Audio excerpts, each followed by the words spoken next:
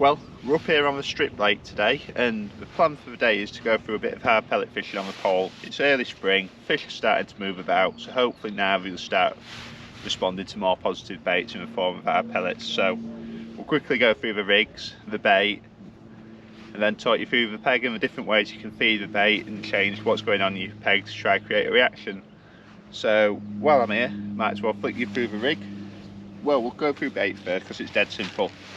Just 4mm fishery pellets straight out of the bag, targeting a mix of carp and F1s on this lake, so I don't want to go anything too selective. There's no need for any 6mm or 8mm, especially this early in the year. Fine, you're just going to minimise your bites you're getting by fishing a 4mm. I can go in, I can catch an F1, a skimmer, but I'm equally as likely to catch them great big carp as well. I just find it a nice in between when it comes to picking a pellet. So I'll spin you around and we'll quickly run through the rigs. So, in terms of a rig, we'll start at the top end. Elastic wise, I've gone for a green bungee through a long kit. The reason I've used a long kit today rather than a short kit is we might hook some great big carp. They're massive in here. They've been caught to 22 pounder. I know it's only a little late the strip, but I just like that extra bit of elastic in my top kit. Just gives me half a chance if I hook a big carp. Main line's 015, just still nice and balanced, still cool, so I don't want to go too overkill with anything. 3 number 8 back shot just to stabilise everything if the lake's towing a bit. Floats an AS1 in a 0.4, and then I've got just one shot underneath the float just to mark my depth and cock the float immediately as I lay my rig in. Down to a little spread bulk of number 9s and one little number 11 trimmer just to set my bristle on my float. Hook lengths 012 to an 18 B911 and a little micro Drennan bait band. Beauty of this is still nice and light. I'm still going to get the bites off the F1s, but I just want to give myself a chance should I hook a bigger carp. And then really there's all my shots in the bottom, say 15-20 centimeters my rig before the hook length, and the idea of that is it just gets my bait down and sets my rig nice and quickly. I'm not too interested in the fall all through the water. I just want to get my rig down and get on with the job. If I want to lower it in slowly, I can physically do that by lifting and lowering the rigs. It just keeps me in control of it a lot nicer than letting it almost free fall through my peg. Again, just normal puller kit and just pretty standard F1 and carp winter spring tackle really. So quickly touch on the feeding and we'll spin round and hopefully get a bit of fishing done. So in terms of feeding, in theory you've got 2 ways. Potting your bait through a little pole mounted pot. It's just a little medium Guru one with a sprinkle lid on. Just let me rattle a few pellets in, but the most important part of this is the holes in the bottom. It means I don't have to soak my pellets or anything, so I can still feed a hard pellet, but what I can do is just dunk my pot slightly under the water just to ensure all my pellets are going to be sinking exactly where I pot them in, which is really important for accuracy. Just keeps me in touch with what's happening in my peg. I get a true reading of what's going. I'm not spreading my bait everywhere. So that's how I'm going to start today, especially with it only just starting to warm up. Just lets me feel my way in without overly committing to anything. But then should the fishing be good and I find I'm wanting to draw more and more fish into my peg and build it up, you can't beat the catapult. This is one of the Waggler ones from Drennan. It's the lighter one of the 2, I believe, but it's quite a heavy elastic still for fishing on a pole line. So what that means is I'm not forcing my bait to get there, so it's grouping a lot tighter than it would be normally. So to try simplify it really, if you're throwing and that's the maximum of your throw, you're going to spread your area a lot more, whereas if you're throwing 3 feet away from yourself, your bait's going to group a lot tighter. That's in effect what I'm trying to achieve with the catapult. By not pushing it to its limit, it's going to hopefully create a nice tight group in my bait. So we'll kick off, just start with that little pot, see how we go on and play it by ear, and we'll run you through it as the peg changes and what happens as we're going along.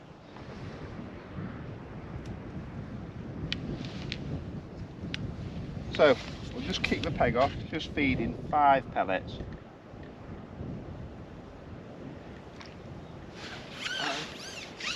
See, we just dry straight out of the bag and just give your pot a little dunk. So then by the time I've got my top kit on, all the water's run out. fishing relatively long. We're fishing 14.5 metres. Just because it's quite a shallow lake, it's still quite cold, so just gives us the best chance for a bite. The wind wasn't quite as bad as this when we pulled up though. So lay your rig in, turn that pot over and just sprinkle them in from a height. Make that little bit of noise. Hold your rig and just lower him in nice and steady. And that's a trap set. Just patiently wait until we get an indication or a sign. Hopefully that wind drops a bit for us.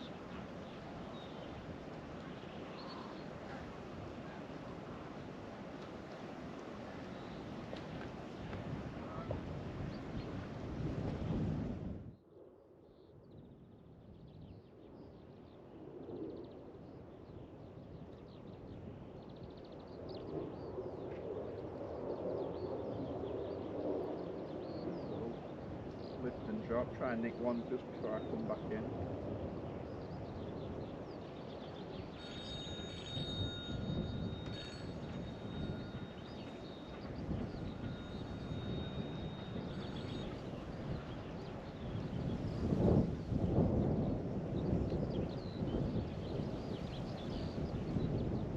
More seconds and we'll whiz back and feed again. Try and make something happen.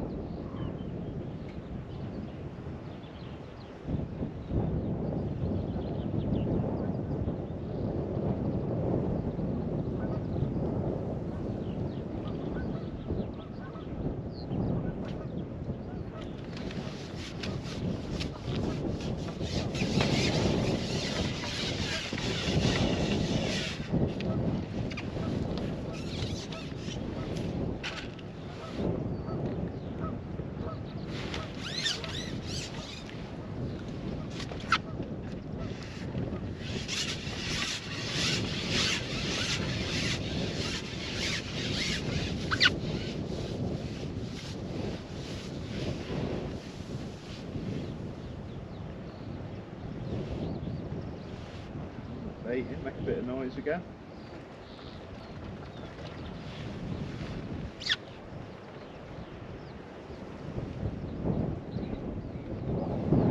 Wait for that wind to calm down.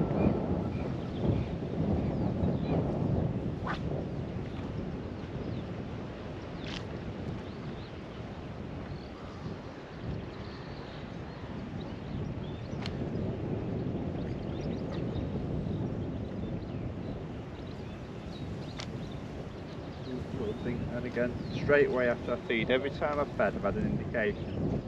It's a good sign that I'm coming to bait. Lure him in.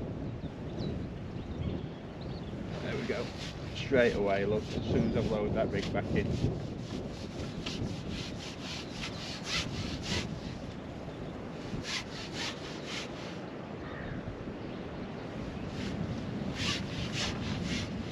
Take your time with it, no rush, they're all nice fish, well worth catching.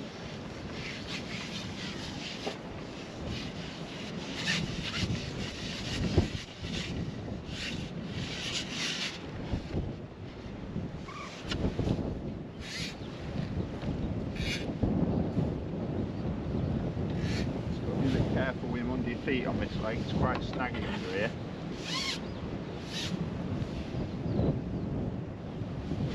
About to find out.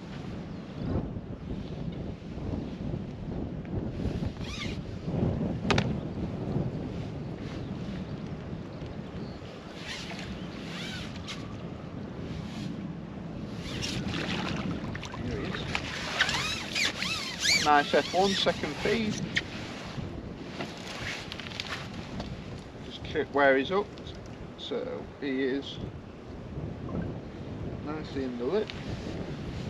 There we go. Nice fish to start the day off.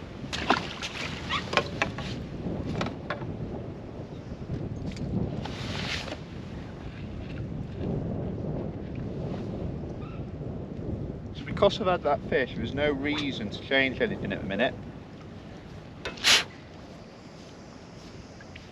going in, getting bites, getting signs, so don't try rush anything, just let your peg naturally progress as the day goes on.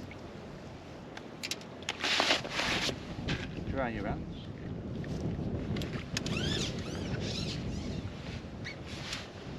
Click all that. You've got to wet your pot.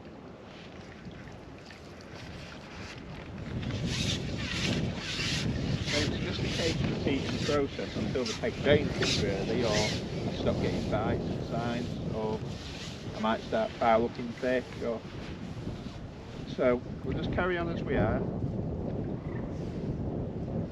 until the peg tells us to do differently really.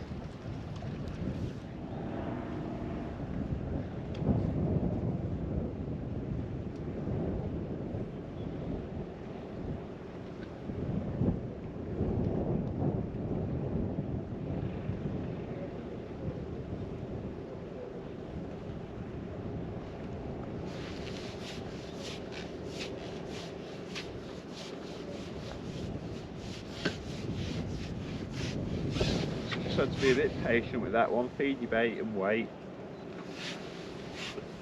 But it does feel like a bit of a better fish.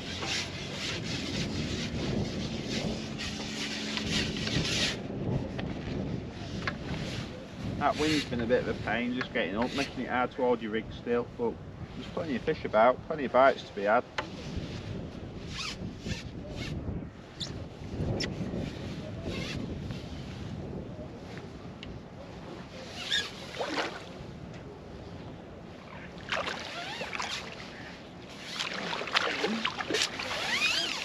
Have a nice F1. There we go. Smacking the top lip, that's where you want them. So we'll catch a couple more and then we'll have a quick look at what we've had.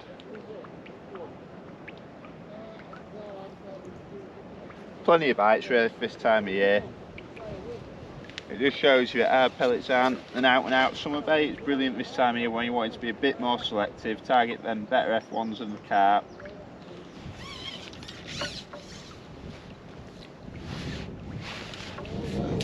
We'll have this drop and then we'll have a look at what we've caught.